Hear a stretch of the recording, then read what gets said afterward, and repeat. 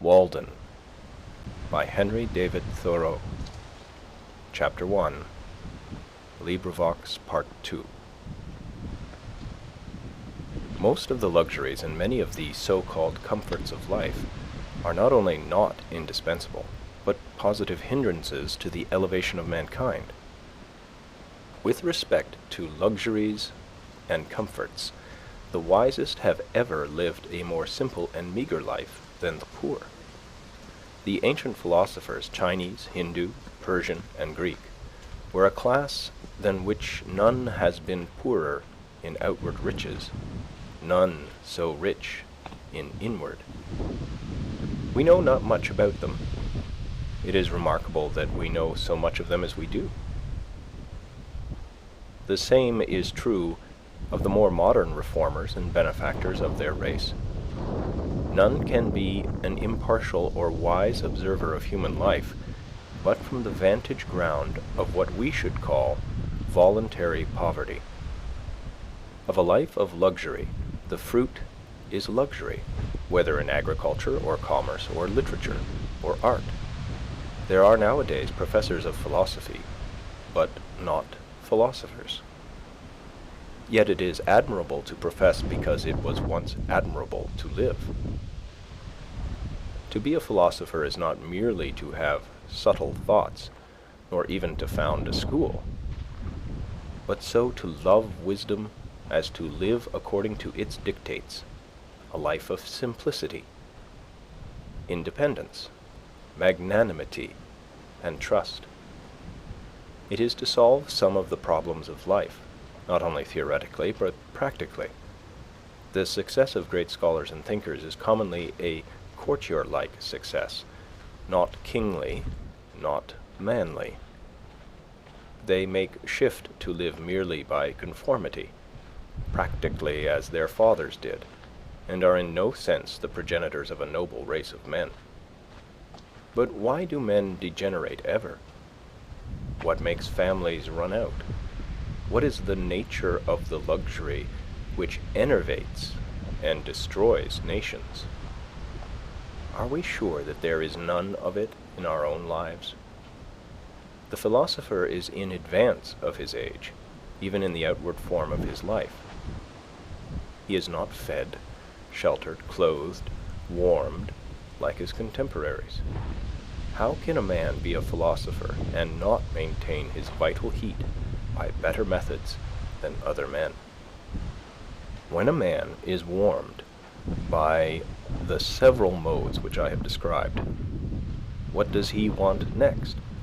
Surely not more warmth of the same kind, as more and richer food, larger and more splendid houses, finer and more abundant clothing, more numerous, incessant, and hotter fires, and the like.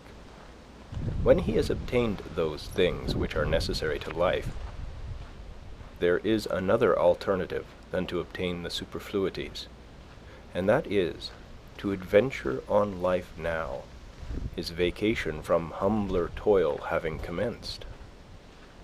The soil, it appears, is suited to the seed, for it has sent its radicle downward, and it may now send its shoot upward also with confidence.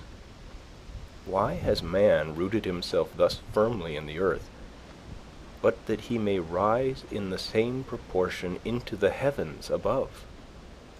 For the nobler plants are valued for the fruit they bear at last in the air and light, far from the ground, and are not treated like the humbler esculents, which, though they may be biennials, and cultivated only till they have perfected their root, and often cut down at top for this purpose, so that most would not know them in their flowering season.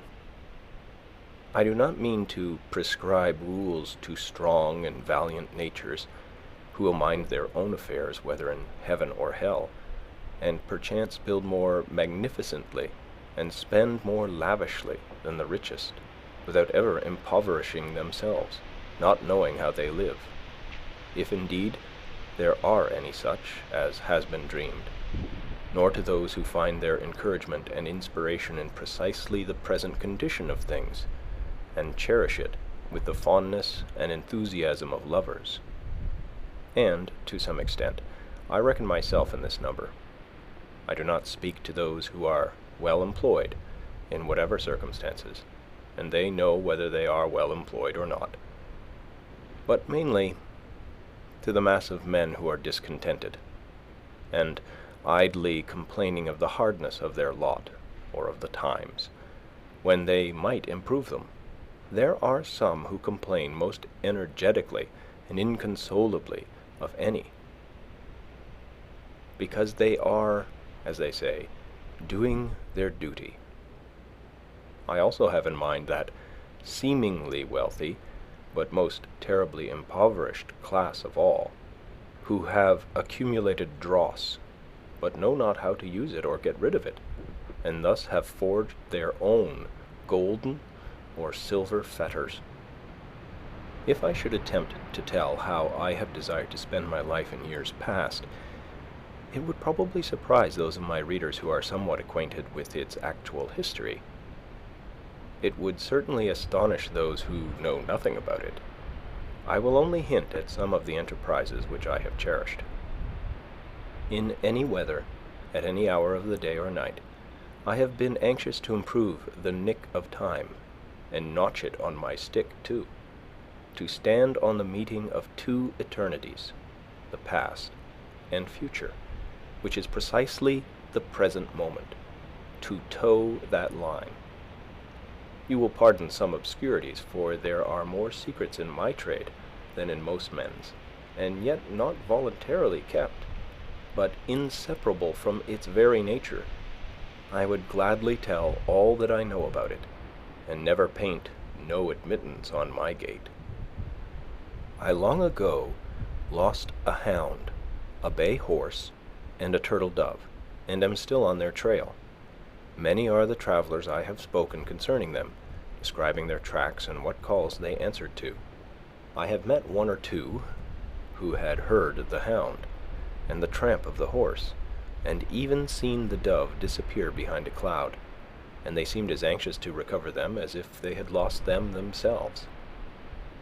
To anticipate, not the sunrise and the dawn merely, but if possible, nature herself. How many mornings, summer and winter, before yet any neighbor was stirring about his business, have I been about mine? No doubt many of my townsmen have met me returning from this enterprise, farmers starting for Boston in the twilight, or wood choppers going to their work. It is true, I never assisted the sun materially in his rising, but doubt not it was of the last importance only to be present at it.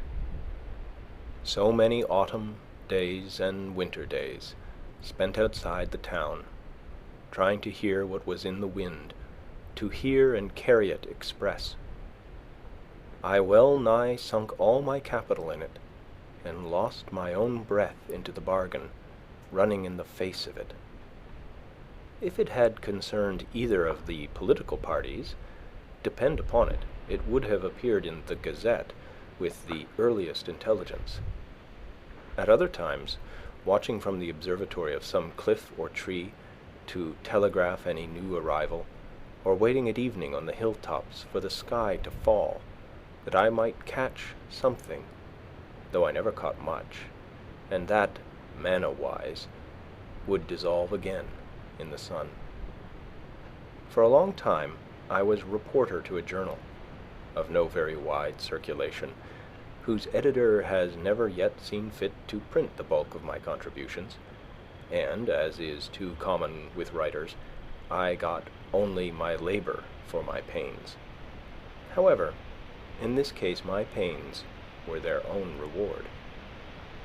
For many years I was self-appointed inspector of snowstorms and rainstorms, and did my duty faithfully, surveyor, if not of highways, then of forest paths, and all across lot routes, keeping them open, and ravines bridged and passable at all seasons, where the public heel had testified to their utility. I have looked after the wild stock of the town, which give a faithful herdsman a good deal of trouble by leaping fences, and I have had an eye to the unfrequented nooks and corners of the farm, though I did not always know whether Jonas or Solomon worked in a particular field today.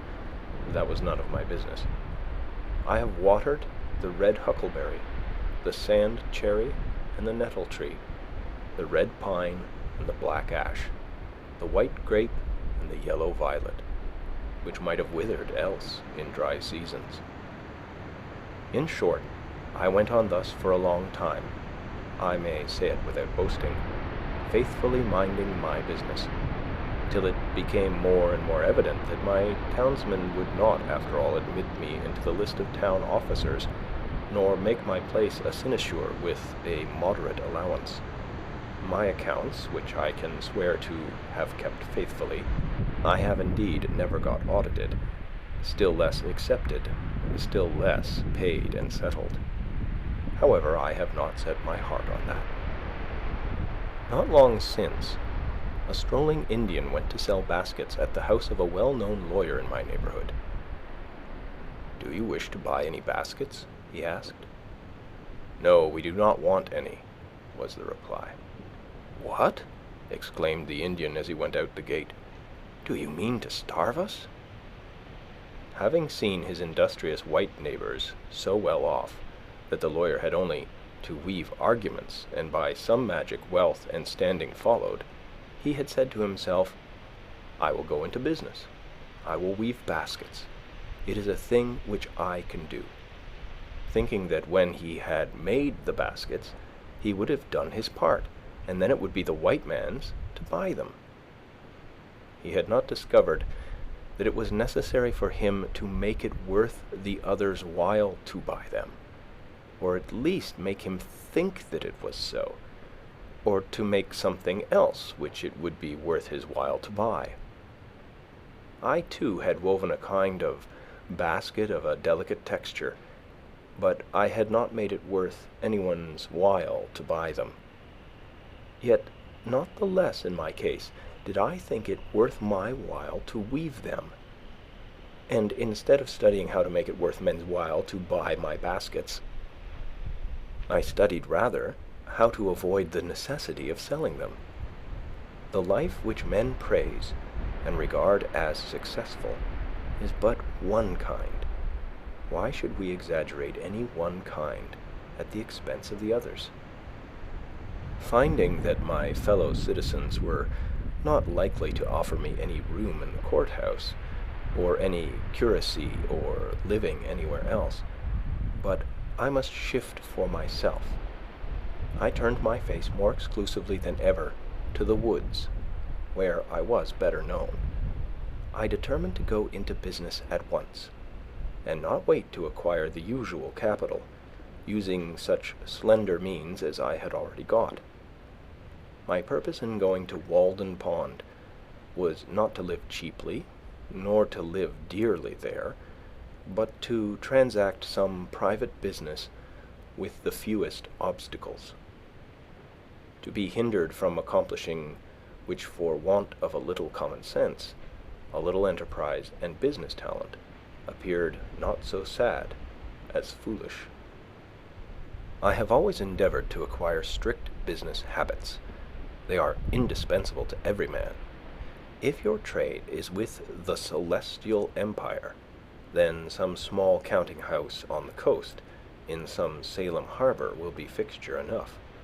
You will export such articles as the country affords, purely native products, much ice and pine timber and a little granite, always in native bottoms. These will be good ventures. To oversee all the details yourself in person, to be at once pilot and captain and owner and underwriter, to buy and sell and keep the accounts, to read every letter received and write or read every letter sent, to superintend the discharge of imports night and day, to be upon many parts of the coast almost at the same time. Often the richest freight will be discharged upon a Jersey shore, to be your own telegraph, unweariedly sweeping the horizon, speaking all passing vessels bound coastwise, to keep up a steady dispatch of commodities, for the supply of such a distant and exorbitant market, to keep yourself informed of the state of the markets, prospects of war and peace everywhere, and anticipate the tendencies of trade and civilization, taking advantage of the results of all exploring expeditions, using new passages and all improvements in navigation, charts to be studied, the position of reefs, and new lights and buoys to be ascertained, and ever the logarithmic tables to be corrected, for by the error of some calculator the vessel often splits upon a rock that should have reached a friendly pier.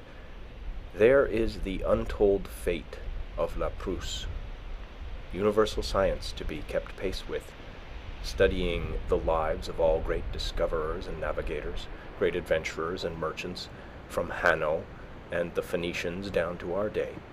In fine, account of stock to be taken from time to time, to know how you stand. It is a labor to task the faculties of a man. Such problems of profit and loss, of interest, of tear and tret, engaging of all kinds in it, as demand a universal knowledge. I have thought that Walden Pond would be a good place for business. Not solely on account of the railroad and the ice trade. It offers advantages which it may not be good policy to divulge. It is a good port and a good foundation.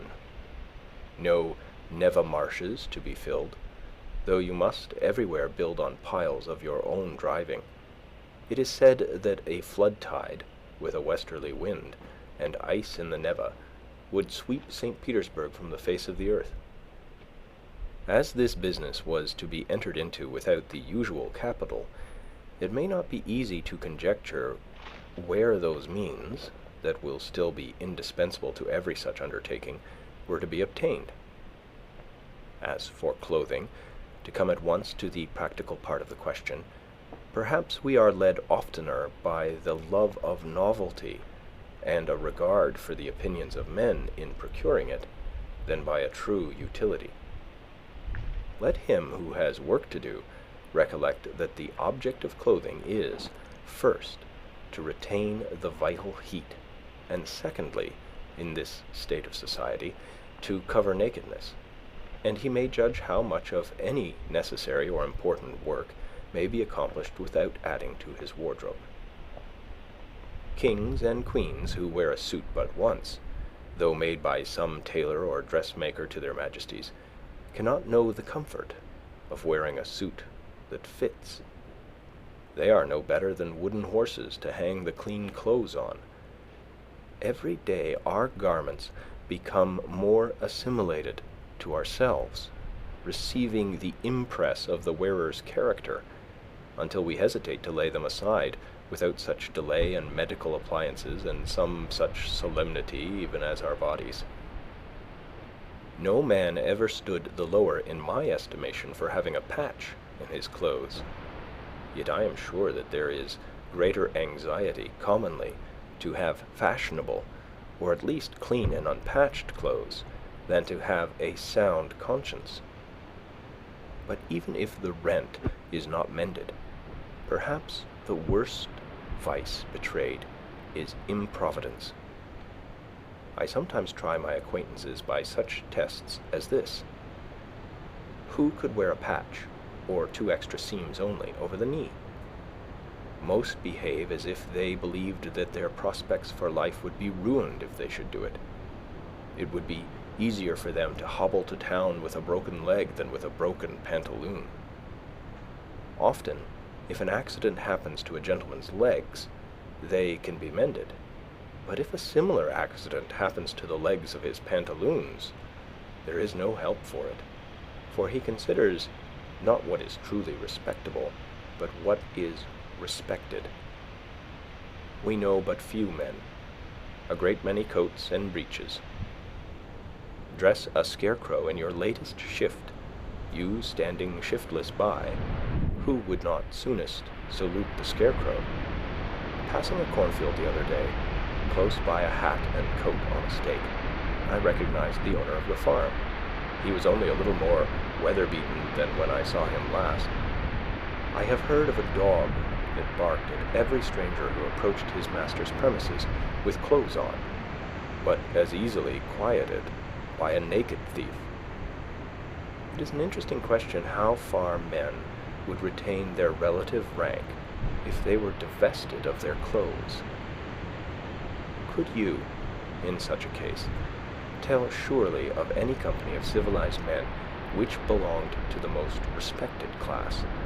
When Madame Pfeiffer, in her adventurous travels round the world from east to west, had got so near home as Asiatic Russia, she says that she felt the necessity of wearing other than a traveling dress when she went to meet the authorities, for she was now in a civilized country where people are judged by their clothes.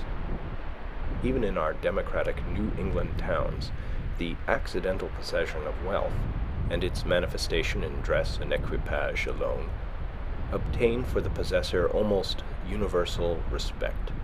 But they yield such respect, numerous as they are so far heathen, and need to have a missionary sent to them. Besides, clothes introduced sewing, a kind of work which you may call endless. A woman's dress, at least, is never done. A man who has at length found something to do will not need to get a new suit to do it in. For him the old will do, that has lain dusty in the garret for an indeterminate period. Old shoes will serve a hero longer than they have served his valet, if a hero ever has a valet. Bare feet are older than shoes, and he can make them do. Only those who go to soirees and legislative balls must have new coats. Coats, to change as often as the man changes in them. But if my jacket and trousers, my hat and shoes, are fit to worship God in, they will do, will they not? Whoever saw his old clothes, his old coat, actually worn out, resolved into its primitive elements, so that it was not a deed of charity to bestow it on some poor boy, by him perchance to be bestowed on some poorer still, or shall we say richer, who could do with less? I say, beware of all enterprises that require new clothes, and not rather a new wearer of clothes. If there is not a new man, how can the new clothes be made to fit? If you have any enterprise before you, try it in your old clothes. All men want, not something to do with, but something to do, or rather something to be. Perhaps we should never procure a new suit, however ragged or dirty the old, until we have so conducted, so enterprised, or sailed in some way, that we feel like new men in the old, and that to retain it would be like keeping new wine in old bottles. Our molting season, like that of the fowls, must be a crisis in our lives. The loon retires to solitary ponds to spend it. Thus also the snake casts its slough, and the caterpillar its wormy coat, by an internal industry and expansion. For clothes are but our outmost cuticle and mortal coil. Otherwise, we shall be found sailing under false colors, and be inevitably cashiered at last by our own opinion, as well as that of mankind. We don garment after garment, as if we grew like exogenous plants by addition without. Our outside and often thin and fanciful clothes are our epidermis, our false skin, which partakes not of our life, and may be stripped off here and there without fatal injury.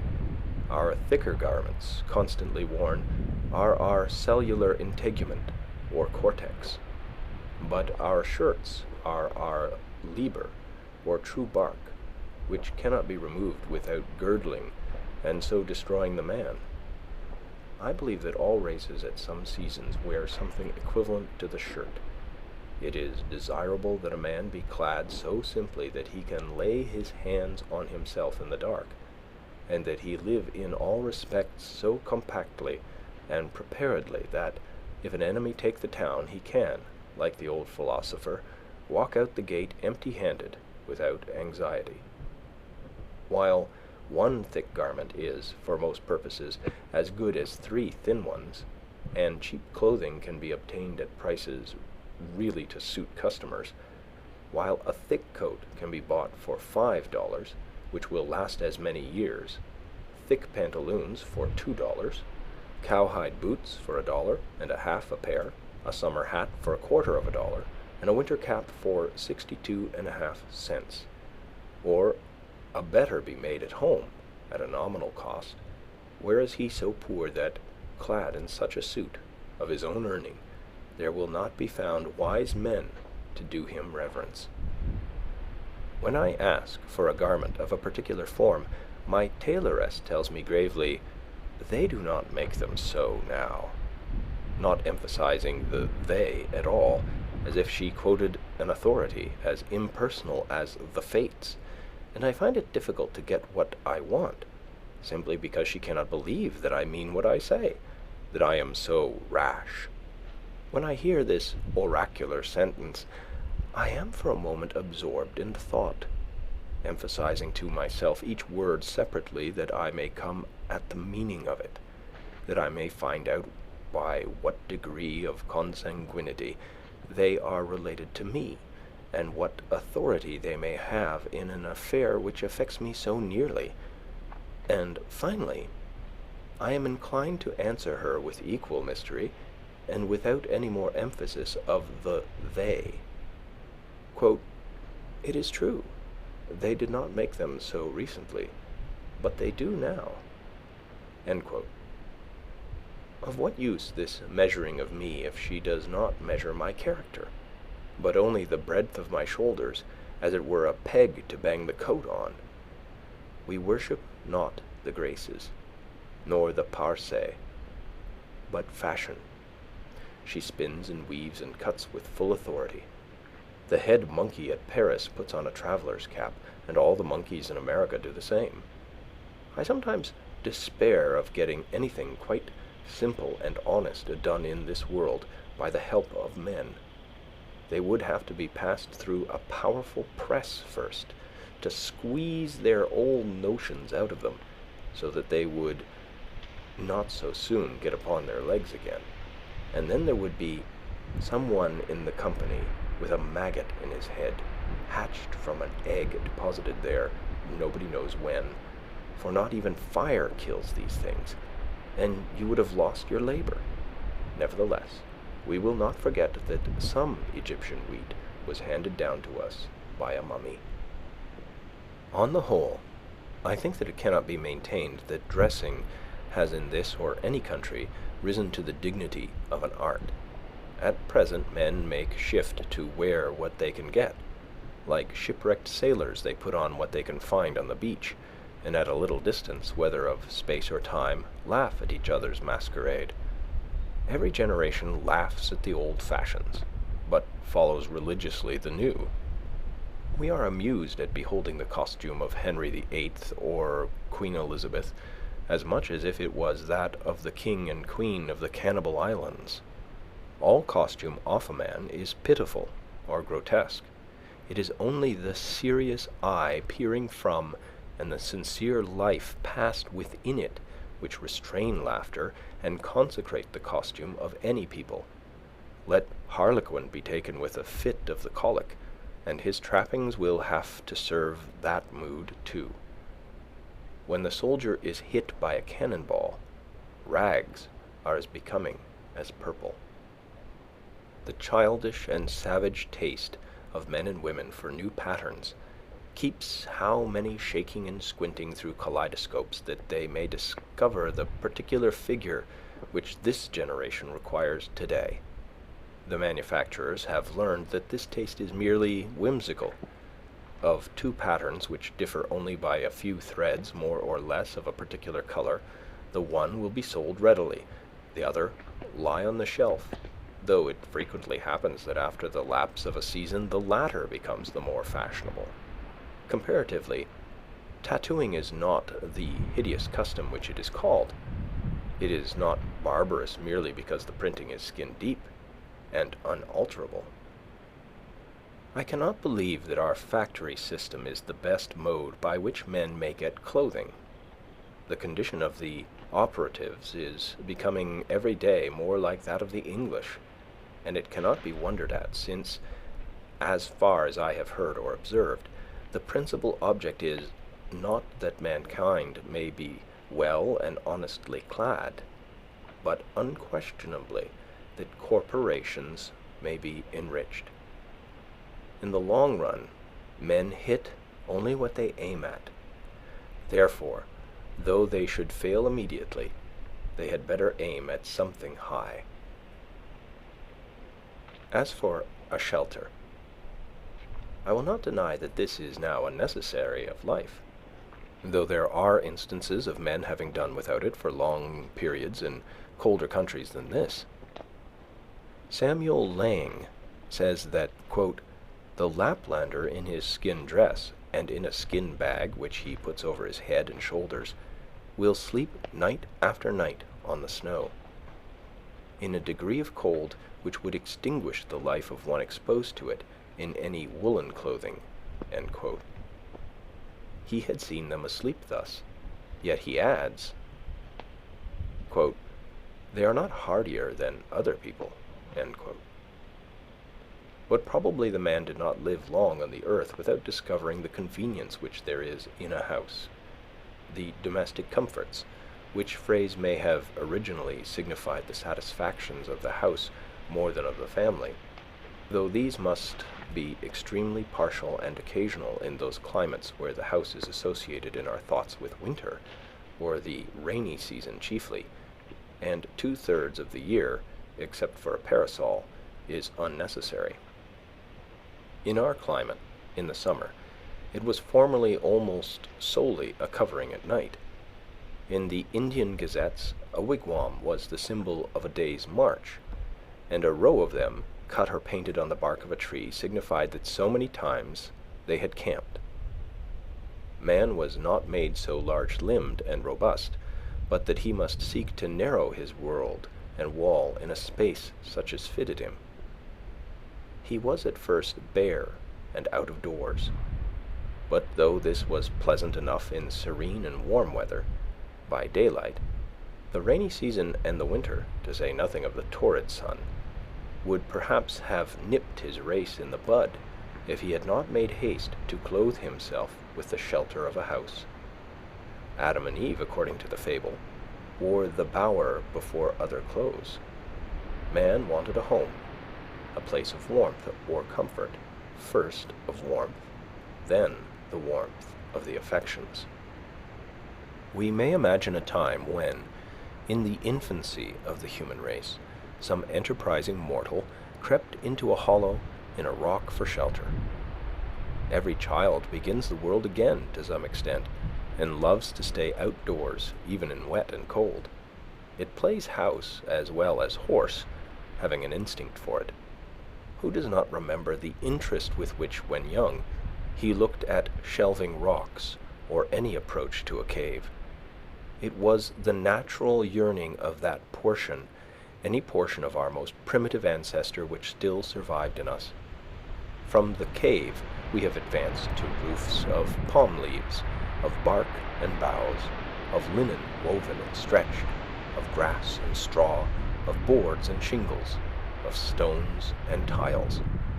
At last, we know not what it is to live in the open air, and our lives are domestic in more senses than we think.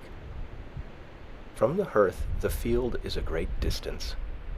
It would be well, perhaps, if we were to spend more of our days and nights without any obstruction between us and the celestial bodies, if the poet did not speak so much from under a roof, or the saint dwell there so long. Birds do not sing in caves, nor do doves cherish their innocence in dovecots. However, if one designs to construct a dwelling house, it behooves him to exercise a little Yankee shrewdness, lest, after all, he find himself in a workhouse, a labyrinth without a clue, a museum, an almshouse, a prison, or a splendid mausoleum instead. Consider first how slight a shelter is absolutely necessary. I have seen Penobscot Indians in this town living in tents of thin cotton cloth, while the snow was nearly a foot deep around them, and I thought that they would be glad to have it deeper to keep out the wind. Formerly, when how to get my living honestly, with freedom left for my proper pursuits, was a question which vexed me even more than it does now, for unfortunately I am become somewhat callous, I used to see a large box by the railroad, 6 feet long by 3 wide, in which the laborers locked up their tools at night, and it suggested to me that every man who has hard pushed might get such a one for $1, and having bored a few auger holes in it, to admit the air at least, get into it when it rained and at night, and hook down the lid, and so have freedom in his love, and in his soul be free. This did not appear the worst, nor by any means a despicable alternative. You could sit up as late as you pleased, and whenever you got up, go abroad without any landlord or house lord dogging you for rent. Many a man is harassed to death to pay the rent of a larger and more luxurious box, who would not have frozen to death in such a box as this. I am far from jesting. Economy is a subject which admits of being treated with levity, but I cannot so be disposed of. A comfortable house for a rude and hardy race, that lived mostly out of doors, was once made here almost entirely of such materials as nature furnished ready to their hands. Gookin, who was superintendent of the Indians, subject to the Massachusetts colony, writing in 1674, says, quote, "The best of their houses are covered very neatly, tight and warm, with barks of trees, slipped from their bodies at those seasons when the sap is up, and made into great flakes, with pressure of weighty timber, when they are green. The meaner sort are covered with mats, which they make of a kind of bulrush, and are also indifferently tight and warm, but not so good as the former. Some I have seen 60 or 100 feet long, and 30 feet broad. I have often lodged in their wigwams, and found them as warm as the best English houses." End quote. He adds that they were commonly carpeted, and lined within with well-wrought embroidered mats, and were furnished with various utensils. The Indians had advanced so far as to regulate the effect of the wind by a mat suspended over the hole in the roof, and moved by a string. Such a lodge was in the first instance constructed in a day or two at most, and taken down and put up in a few hours, and every family owned one, or its apartment in one. End of Chapter 1, LibriVox Part 2. Walden, by Henry David Thoreau.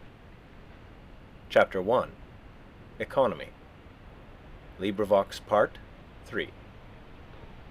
In the savage state, every family owns a shelter as good as the best, and sufficient for its coarser and simpler wants. But I think that I speak within bounds when I say that, though the birds of the air have their nests, and the foxes their holes, and the savages their wigwams, in modern civilized society not more than 1/2 the families own a shelter. In the large towns and cities, where civilization especially prevails, the number of those who own a shelter is a very small fraction of the whole. The rest pay an annual tax for this outside garment of all, become indispensable summer and winter, which would buy a village of Indian wigwams, but now helps to keep them poor as long as they live. I do not mean to insist here on the disadvantage of hiring compared with owning, but it is evident that the savage owns his shelter because it costs so little, while the civilized man hires his commonly because he cannot afford to own it. nor can he, in the long run, any better afford to hire. But, answers one, by merely paying this tax, the poor civilized man secures an abode which is a palace compared with the savages. An annual rent of from $25 to $100, these are the country rates, entitles him to the benefit of the improvements of centuries. Spacious apartments, clean paint and paper, Rumford fireplace, back plastering, Venetian blinds, copper pump, spring lock, a commodious cellar, and many other things. But how happens it that he who is said to enjoy these things is so commonly a poor civilized man, while the savage who has them not is rich as a savage? If it is asserted that civilization is a real advance in the condition of man, and I think that it is, though only the wise improve their advantages, it must be shown that it has produced better dwellings without making them more costly. And the cost of a thing is the amount of what I will call life which is required to be exchanged for it, immediately or in the long run. An average house in this neighborhood costs perhaps $800, and to lay up this sum will take from 10 to 15 years of the laborer's life, even if he is not encumbered with a family, estimating the pecuniary value of every man's labor at $1 a day. For if some receive more, others receive less, so that he must have spent more than half his life, commonly, before his wigwam will be earned. If we suppose him to pay a rent instead, this is but a doubtful choice of evils. Would the savage have been wise to exchange his wigwam for a palace on these terms? It may be guessed that I reduce almost the whole advantage of holding this superfluous property as a fund in store against the future, so far as the individual is concerned, mainly to the defraying of funeral expenses. But perhaps a man is not required to bury himself. Nevertheless, this points to an important distinction between civilized man and the savage, and no doubt they have designs on us for our benefit, in making the life of a civilized people an institution in which the life of the individual is to a great extent absorbed in order to preserve and perfect that of the race. But I wish to show at what a sacrifice this advantage is at present obtained, and to suggest that we may possibly so live as to secure all the advantage without suffering any of the disadvantage. What mean ye by saying that the poor ye have always with you, or that the fathers have eaten sour grapes and the children's teeth are set on edge? As I live, saith the Lord God, ye shall not have occasion any more to use this proverb in Israel. Behold, all souls are mine. As the soul of the Father, so also the soul of the Son is mine. The soul that sinneth, it shall die. When I consider my neighbors, the farmers of Concord, who are at least as well off as the other classes, I find that for the most part they have been toiling 20, 30, or 40 years, that they may become the real owners of their farms, which commonly they have inherited with encumbrances, or else bought with hired money, and we may regard 1/3 of that toil as the cost of their houses, but commonly they have not paid for them yet. It is true, the encumbrances sometimes outweigh the value of the farm, so that the farm itself becomes one great encumbrance, and still a man is found to inherit it, being well acquainted with it, as he says. On applying to the assessors, I am surprised to learn that they cannot at once name a dozen in the town who own their farms free and clear. If you would know the history of these homesteads, inquire at the bank where they are mortgaged. The man who has actually paid for his farm with labor on it is so rare that every neighbor can point to him. I doubt if there are 3 such men in Concord. What has been said of the merchants, that a very large majority, even 97 in 100, are sure to fail, is equally true of the farmers.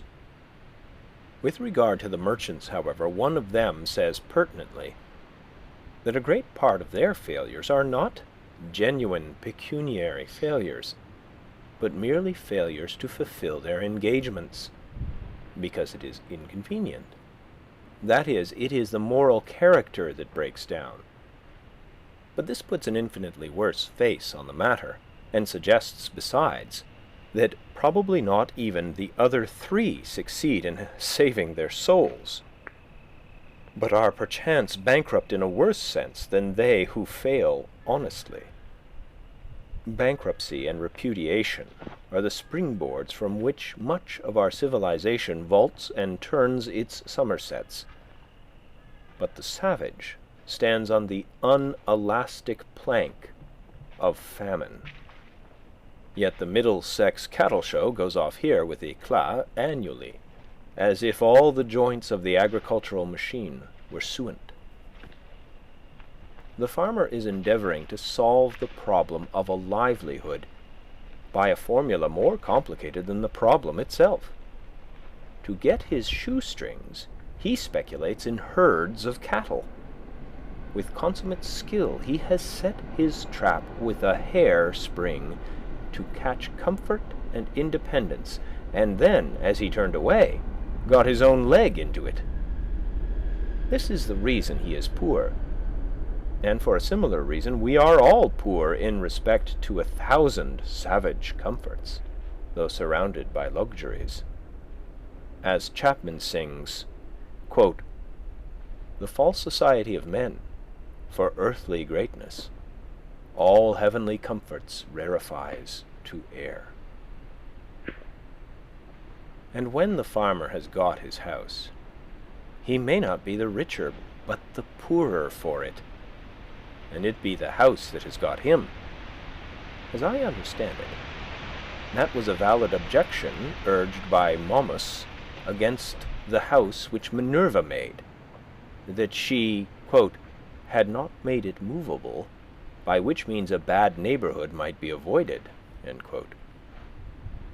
And it may still be urged, for our houses are such unwieldy property that we are often imprisoned rather than housed in them, and the bad neighborhood to be avoided is our own scurvy selves. I know 1 or 2 families, at least, in this town, who for nearly a generation have been wishing to sell their houses in the outskirts and move into the village, but have not been able to accomplish it, and only death will set them free. Granted that the majority are able at last either to own or hire the modern house with all its improvements. While civilization has been improving our houses, it has not equally improved the men who are to inhabit them. It has created palaces, but it was not so easy to create noblemen and kings. And if the civilized man's pursuits are no worthier than the savage's, if he is employed the greater part of his life in obtaining gross necessaries and comforts merely, why should he have a better dwelling than the former? But how do the poor minority fare? Perhaps it will be found that just in proportion as some have been placed in outward circumstances above the savage, others have been degraded below him. The luxury of one class is counterbalanced by the indigence of another. On the one side is the palace, on the other are the almshouse and silent poor. The myriads who built the pyramids to be the tombs of the pharaohs were fed on garlic, and it may be were not decently buried themselves. The mason who finishes the cornice of the palace returns at night perchance to a hut not so good as a wigwam. It is a mistake to suppose that in a country where the usual evidences of civilization exist, the condition of a very large body of the inhabitants may not be as degraded as that of savages. I refer to the degraded poor, not now to the degraded rich. To know this, I should not need to look farther than to the shanties, which everywhere border our railroads, that last improvement in civilization, where I see in my daily walks human beings living in sties, and all winter with an open door, for the sake of light, without any visible, often imaginable, wood pile. The forms of both old and young are permanently contracted by the long habit of shrinking from cold and misery, and the development of all their limbs and faculties is checked. It certainly is fair to look at that class by whose labor the works which distinguish this generation are accomplished. Such, too, to a greater or less extent, is the condition of the operatives of every denomination in England, which is the great workhouse of the world. Or I could refer you to Ireland, which is marked as one of the white or enlightened spots on the map. Contrast the physical condition of the Irish with that of the North American Indian, or the South Sea Islander, or any other savage race before it was degraded by contact with the civilized man. Yet I have no doubt that people's rulers are as wise as the average of civilized rulers. Their condition only proves what squalidness may consist with civilization. I hardly need refer now to the laborers in our southern states, who produce the staple exports of this country, and are themselves a staple production of the South, but to confine myself to those who are said to be in moderate circumstances. Most men appear never to have considered what a house is, and are actually, though needlessly, poor all their lives because they think that they must have such a one as their neighbors have, as if one were to wear any sort of coat which the tailor might cut out for him, or, gradually leaving off palm leaf hat or cap of woodchuck skin, complain of hard times because he could not afford to buy him a crown. It is possible to invent a house still more convenient and luxurious than we have, which yet all would admit that man could not afford to pay for. Shall we always study to obtain more of these things, and not sometimes to be content with less? Shall the respectable citizen thus gravely teach by precept and example the necessity of the young man's providing a certain number of superfluous glow shoes and umbrellas and empty guest chambers for empty guests before he dies? Why should not our furniture be as simple as the Arabs or the Indians? When I think of the benefactors of the race, whom we have apotheosized as messengers from heaven, bearers of divine gifts to man, I do not see in my mind any retinue at their heels, any carload of fashionable furniture. Or what if I were to allow, would it not be a singular allowance, that our furniture should be more complex than the Arabs, in proportion as we are morally and intellectually his superiors? At present our houses are cluttered and defiled with it, and a good housewife would sweep out the greater part into the dust-hole, and not leave her morning's work undone. Morning work! By the blushes of Aurora and the music of Memnon, what should be man's morning work in this world? I had 3 pieces of limestone on my desk, but I was terrified to find that they required to be dusted daily, when the furniture of my mind was all undusted still, and threw them out the window in disgust. How then could I have a furnished house?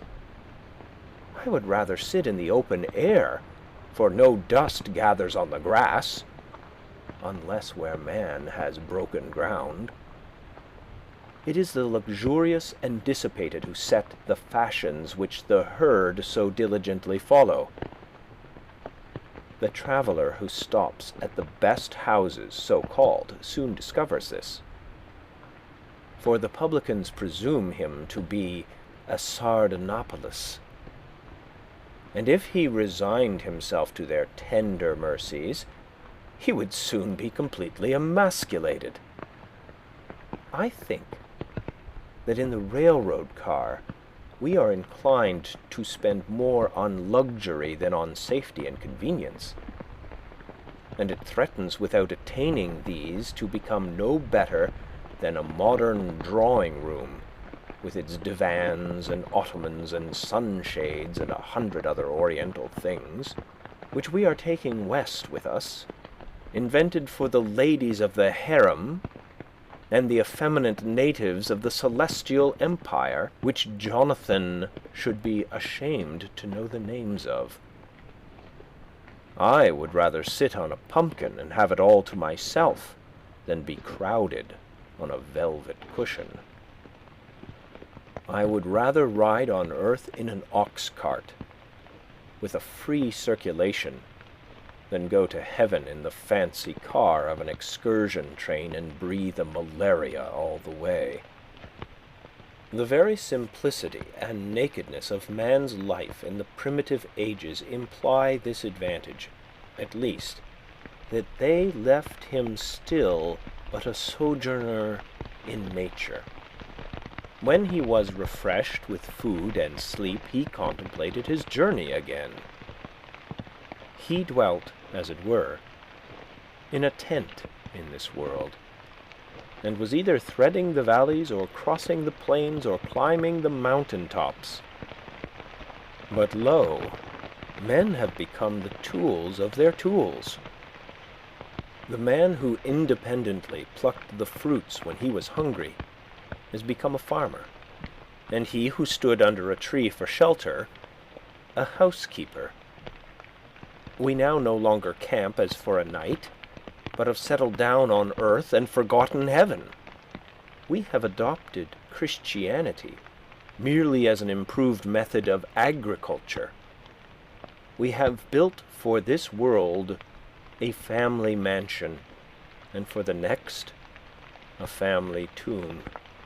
The best works of art are the expression of man's struggle to free himself from this condition. But the effect of our art is merely to make this low state comfortable, and that higher state to be forgotten. There is actually no place in this village for a work of fine art, if any had come down to us, to stand. For our lives, our houses and streets, furnish no proper pedestal for it. There is not a nail to hang a picture on, or a shelf to receive the bust of a hero or a saint. When I consider how our houses are built and paid for, or not paid for, and their internal economy managed and sustained, I wonder that the floor does not give way under the visitor while he is admiring the gewgaws upon the mantelpiece, and let him through into the cellar to some solid and honest, though earthy, foundation. I cannot but perceive that this so-called rich and refined life is a thing jumped at, and I do not get on in the enjoyment of the fine arts which adorn it, my attention being wholly occupied with the jump.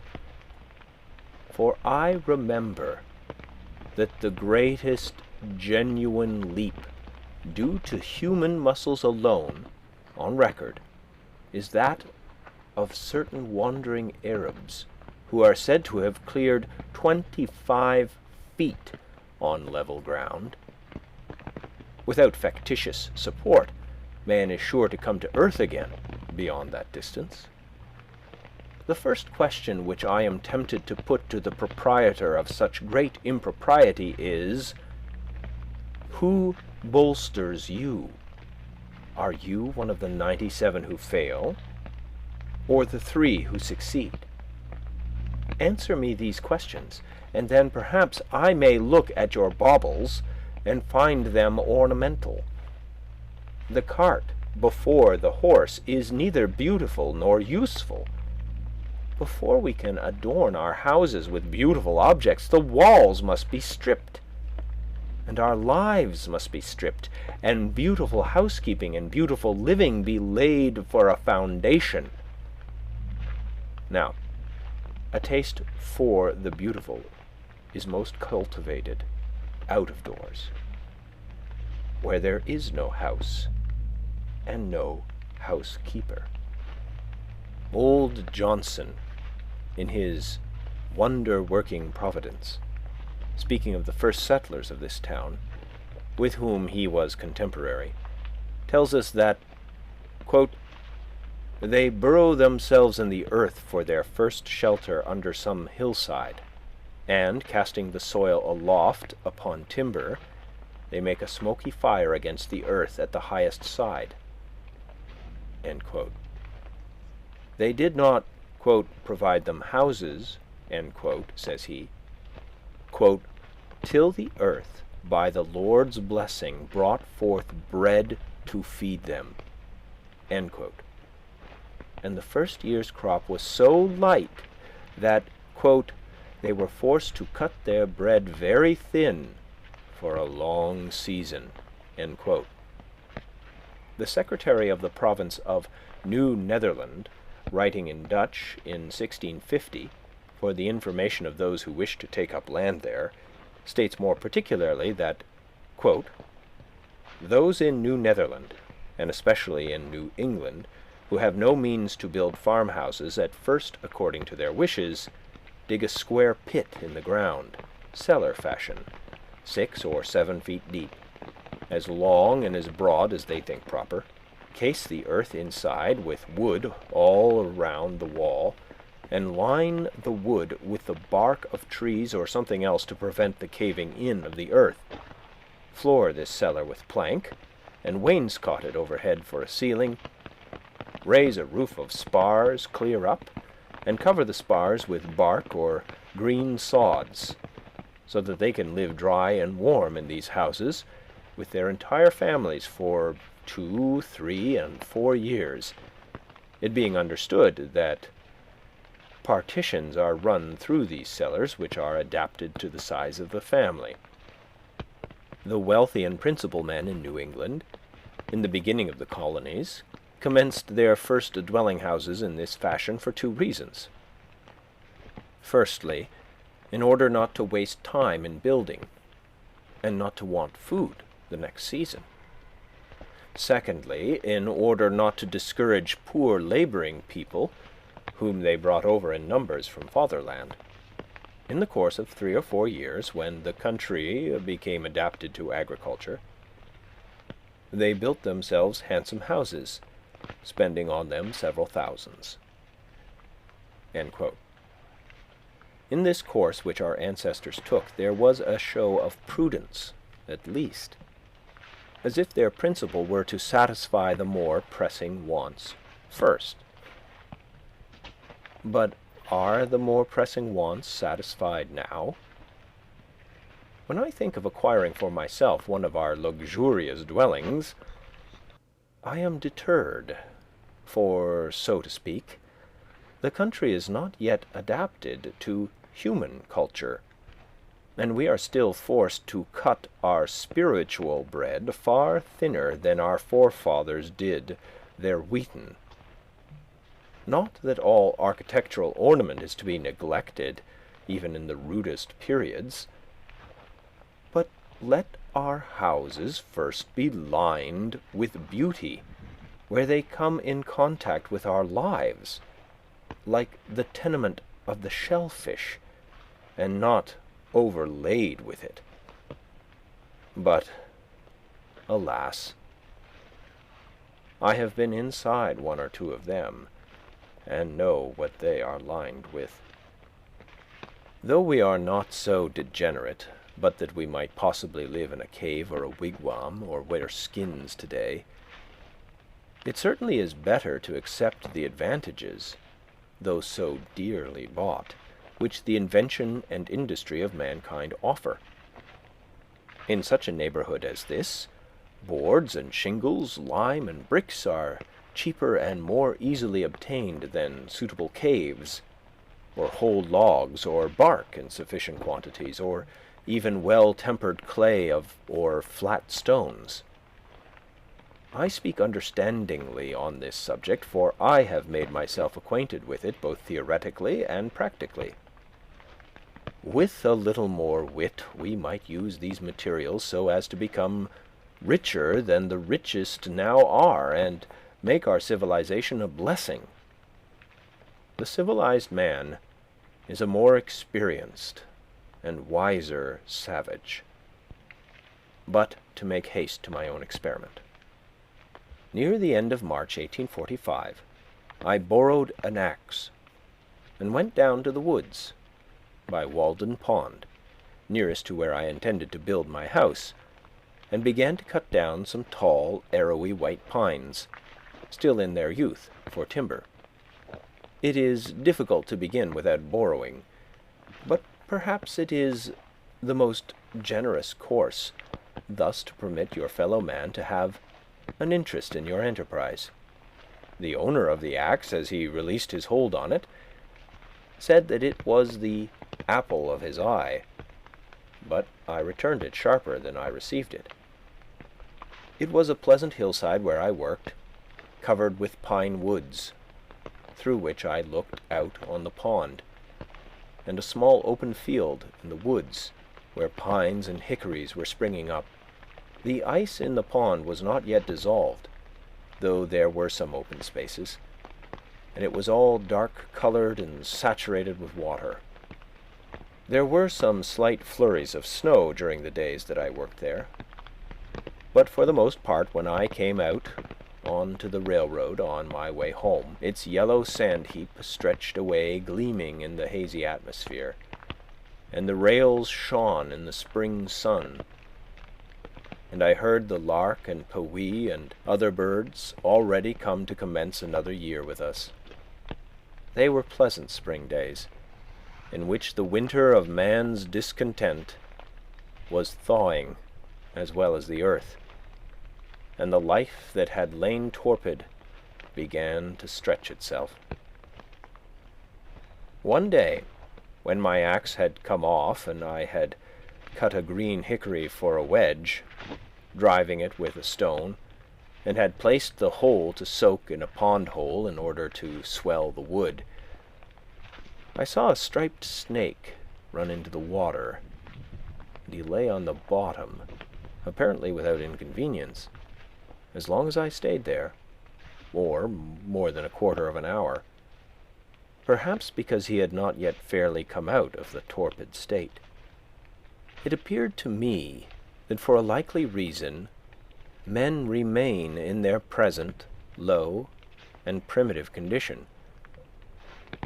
But if they should feel the influence of the spring of springs arousing them, they would of necessity rise to a higher and more ethereal life. I had previously seen the snakes in frosty mornings in my path, with portions of their bodies still numb and inflexible, waiting for the sun to thaw them. On the 1st of April it rained and melted the ice, and in the early part of the day, which was very foggy, I heard a stray goose groping about over the pond and cackling as if lost, or like the spirit of the fog. So I went on for some days, cutting and hewing timber, and also studs and rafters, all with my narrow axe, not having many communicable or scholar-like thoughts, singing to myself, "Men say they know many things, but lo, they have taken wings.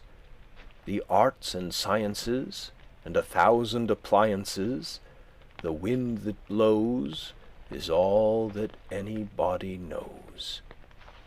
I hewed the main timbers 6 inches square, most of the studs on 2 sides only, and the rafters and floor timbers on 1 side, leaving the rest of the bark on, so that they were just as straight and much stronger than the sawed ones. Each stick was carefully mortised or tenoned by its stump, for I had borrowed other tools by this time. My days in the woods were not very long ones, yet I usually carried my dinner of bread and butter, and read the newspaper in which it was wrapped, at noon, sitting amid the green pine boughs which I had cut off, and to my bread was imparted some of their fragrance, for my hands were covered with a thick coat of pitch. Before I had done, I was more the friend than the foe of the pine tree, though I had cut down some of them, having become better acquainted with it. Sometimes a rambler in the wood was attracted by the sound of my axe, and we chatted pleasantly over the chips which I had made. By the middle of April, for I made no haste in my work, but rather made the most of it, my house was framed and ready for the raising. I had already bought the shanty of James Collins, an Irishman who worked on the Fitchburg Railroad for boards. James Collins' shanty was considered an uncommonly fine one. When I called to see it, he was not at home. I walked about the outside, at first unobserved from within. The windows were so deep and high. It was of small dimensions, with a peaked cottage roof, and not much else to be seen, the dirt being raised 5 feet all around as if it were a compost heap. The roof was the soundest part, though a good deal warped and made brittle by the sun. Door-sill there was none, but a perennial passage for the hens under the door-board. Mrs. C. came to the door and asked me to view it from the inside. The hens were driven in by my approach. It was dark, and had a dirt floor, for the most part, dank, clammy, and aguish, only here a board and there a board which would not bear removal. She lighted a lamp to show me the inside of the roof and the walls, and also that the board floor extended under the bed, warning me not to step into the cellar, a sort of dust-hole 2 feet deep. In her own words, they were good boards overhead, good boards all around, and a good window, of 2 whole squares originally, only the cat had passed out that way lately. There was a stove, a bed, and a place to sit. An infant in the house where it was born, a silk parasol, gilt-framed looking-glass, and a patent new coffee-mill nailed to an oak sapling, all told. The bargain was soon concluded, for James had in the meantime returned. I to pay $4.25 tonight, he to vacate at 5 tomorrow morning, selling to nobody else meanwhile. I to take possession at 6. It were well, he said, to be there early, and anticipate certain indistinct but wholly unjust claims on the score of ground rent and fuel. This, he assured me, was the only encumbrance. At 6 I passed him and his family on the road. One large bundle held their all: bed, coffee mill, looking-glass, hens. All but the cat. She took to the woods and became a wild cat, and, as I learned afterward, trod in a trap set for woodchucks, and so became a dead cat at last. I took down this dwelling the same morning, drawing the nails, and removed it to the pond side by small cartloads, spreading the boards on the grass there to bleach and warp back again in the sun. One early thrush gave me a note or two as I drove along the woodland path. I was informed treacherously by a young Patrick that neighbour Seeley, an Irishman, in the intervals of the carting, transferred the still tolerable, straight and drivable nails, staples, and spikes to his pocket, and then stood when I came back to pass the time of day and look freshly up, unconcerned with spring thoughts at the devastation, there being a dearth of work, as he said. He was there to represent spectatordom, and help make this seemingly insignificant event one with the removal of the gods of Troy. I dug my cellar in the side of a hill sloping to the south, where a woodchuck had formerly dug his burrow, down through sumac and blackberry roots, in the lowest stain of vegetation, 6 feet square by 7 deep, to a fine sand where potatoes would not freeze in any winter. The sides were left shelving and not stoned, but the sun having never shone on them, the sand still keeps its place. It was but 2 hours' work. I took particular pleasure in this breaking of ground, for in almost all latitudes men dig into the earth for an equable temperature.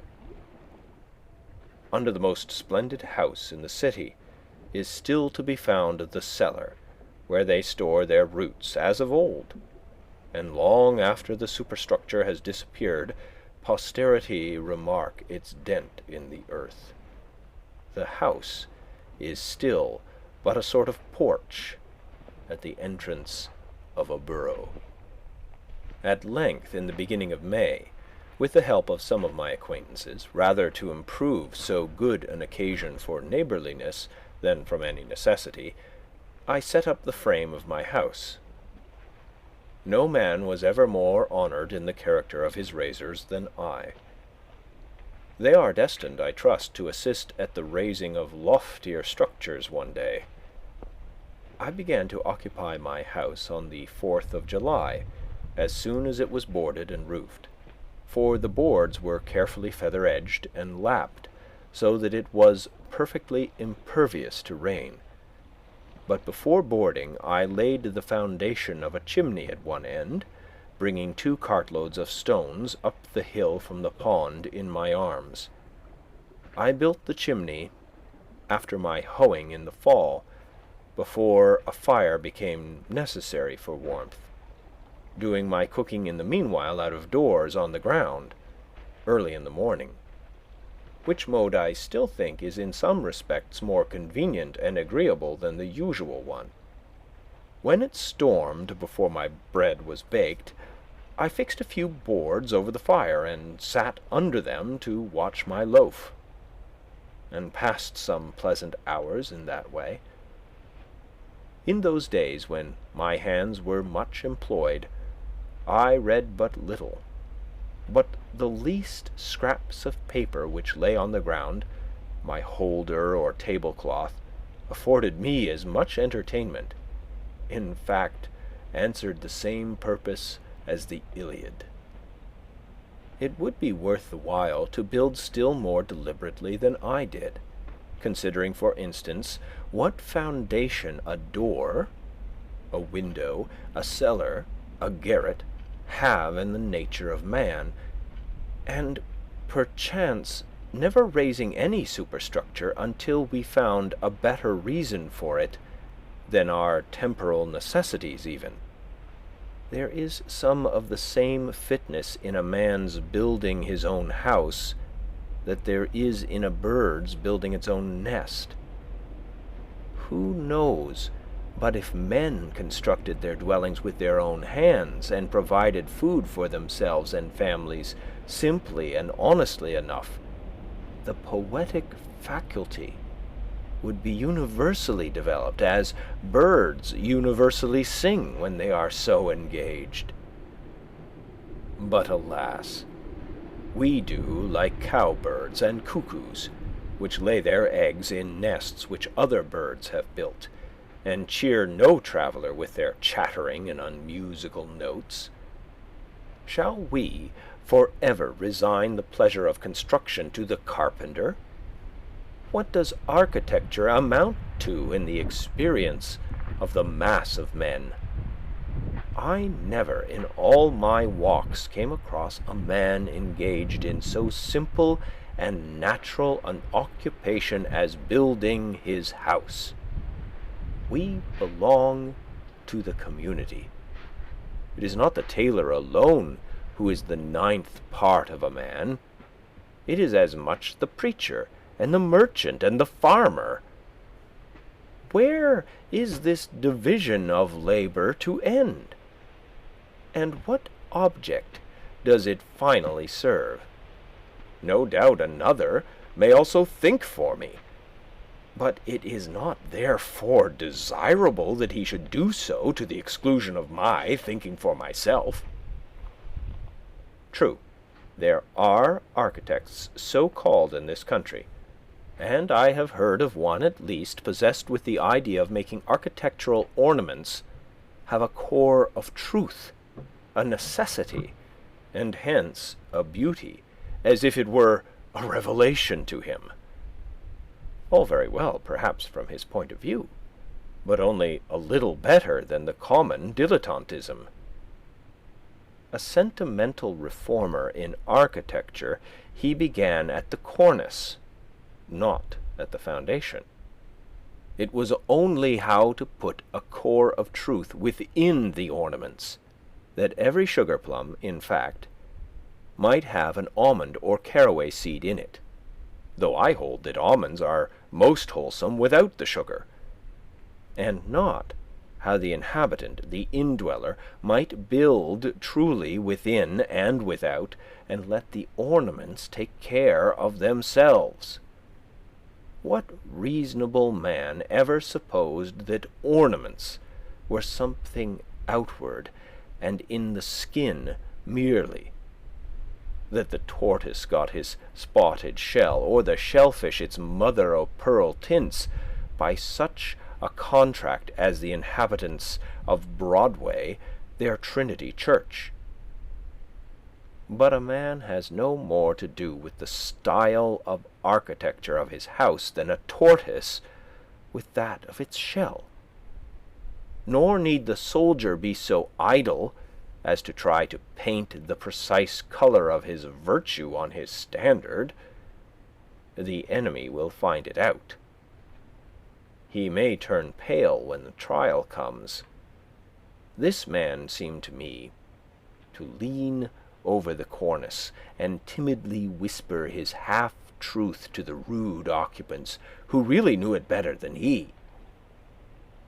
What of architectural beauty I now see, I know has gradually grown from within outward, out of the necessities and character of the indweller, who is the only builder, out of some unconscious truthfulness and nobleness, without ever a thought for the appearance, and what additional beauty of this kind is destined to be produced will be preceded by a like unconscious beauty of life.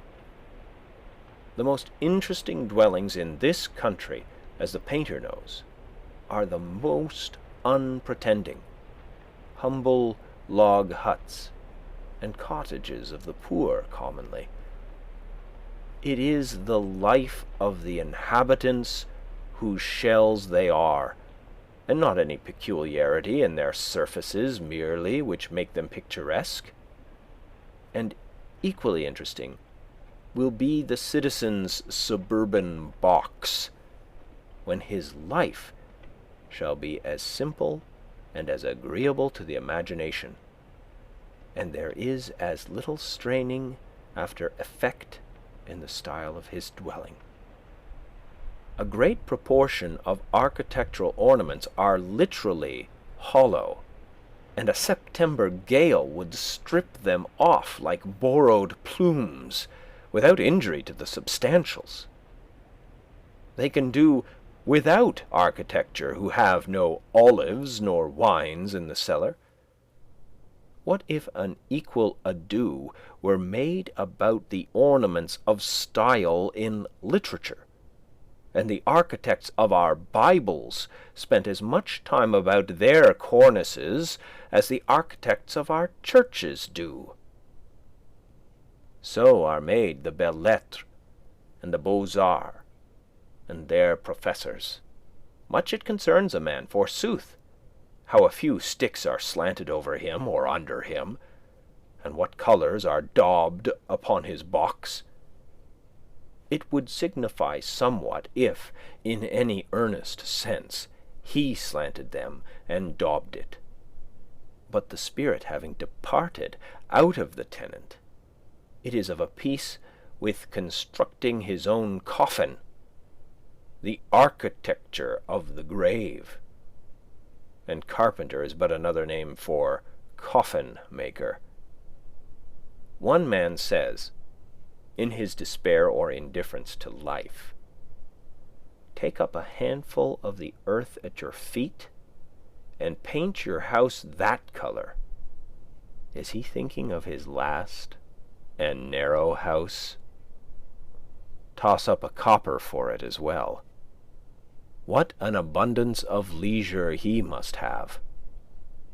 Why do you take up a handful of dirt? Better paint your house your own complexion.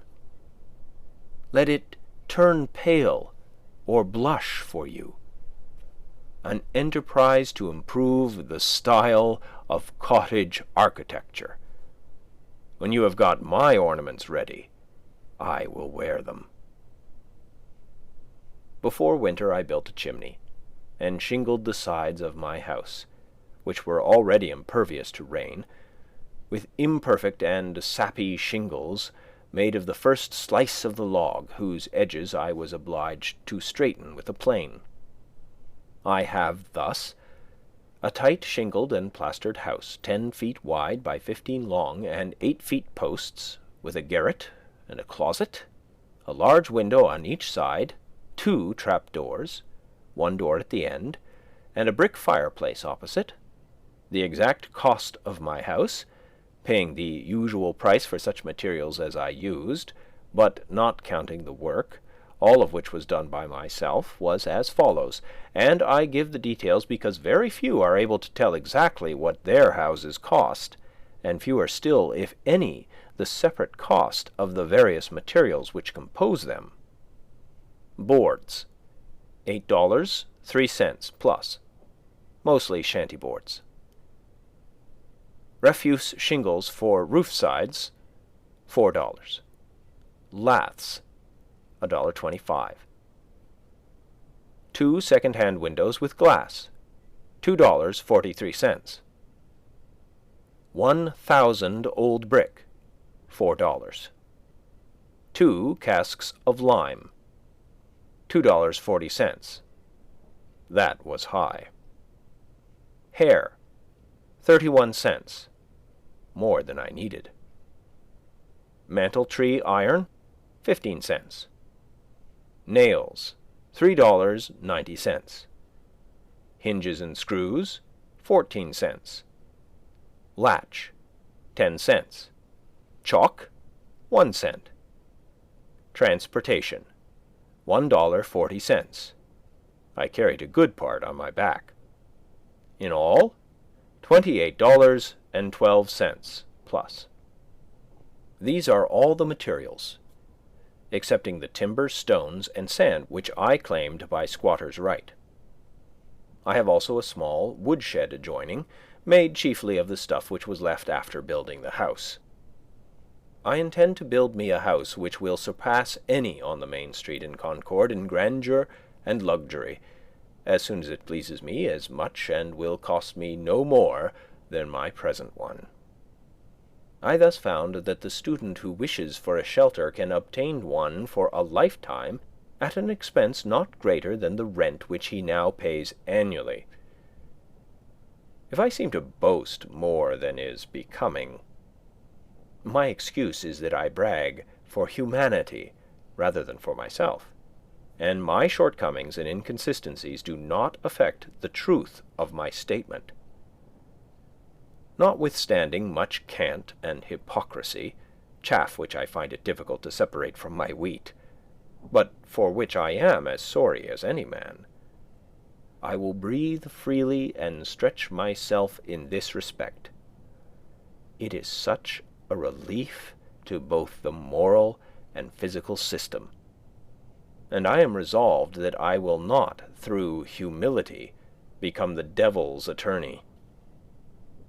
I will endeavour to speak a good word for the truth.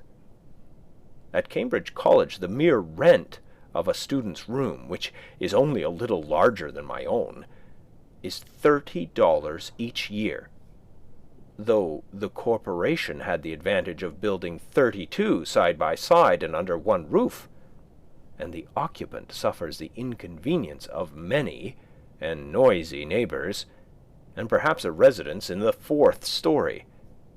I cannot but think that if we had more true wisdom in these respects, not only less education would be needed, because forsooth more would already have been acquired, but the pecuniary expense of getting an education would in a great measure vanish. Those conveniences which the student requires at Cambridge or elsewhere cost him or somebody else 10 times as great a sacrifice of life as they would with proper management on both sides. Those things for which the most money is demanded are never the things which the student most wants. Tuition, for instance, is an important item in the term bill, while for the far more valuable education which he gets by associating with the most cultivated of his contemporaries, no charge is made. The mode of founding a college is, commonly, to get up a subscription of dollars and cents, and then, following blindly the principles of a division of labor to its extreme, a principle which should never be followed but with circumspection, to call in a contractor who makes this a subject of speculation, and he employs Irishmen or other operatives actually to lay the foundations, while the students that are to be are said to be fitting themselves for it, and for these oversights successive generations have to pay. I think that it would be better than this for the students, or those who desire to be benefited by it, even to lay the foundation themselves. The student who secures his coveted leisure and retirement by systematically shirking any labor necessary to man obtains but an ignoble and unprofitable leisure, defrauding himself of the experience which alone can make leisure fruitful. But, says one, you do not mean that the students should go to work with their hands instead of their heads? I do not mean that exactly, but I mean something which he might think a good deal like that. I mean that they should not play life, or study it merely, while the community supports them at this expensive game, but earnestly live it from beginning to end. How could youths better learn to live than by at once trying the experiment of living? Methinks this would exercise their minds as much as mathematics.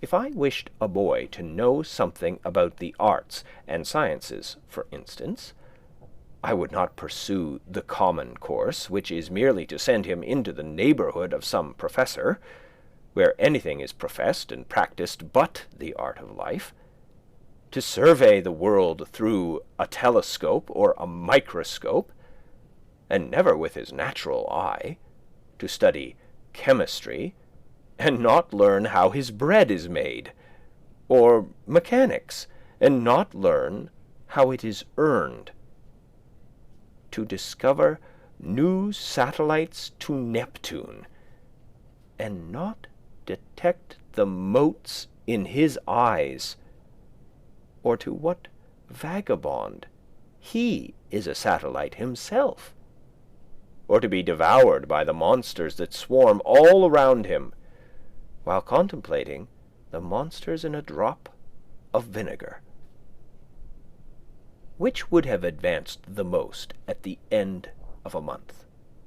The boy who had made his own jackknife from the ore which he had dug and smelted, reading as much as would be necessary for this, or the boy who had attended the lectures on metallurgy at the Institute in the meanwhile, and had received a Rogers penknife from his father? Which would be most likely to cut his fingers? To my astonishment, I was informed on leaving college that I had studied navigation. Why, if I had taken one turn down the harbour, I should have known more about it. Even the poor student studies, and is taught only political economy, while that economy of living, which is synonymous with philosophy, is not even sincerely professed in our colleges. The consequence is that while he is reading Adam Smith, Ricardo, and Say, he runs his father in debt irretrievably. End Chapter 1, LibriVox Part 3.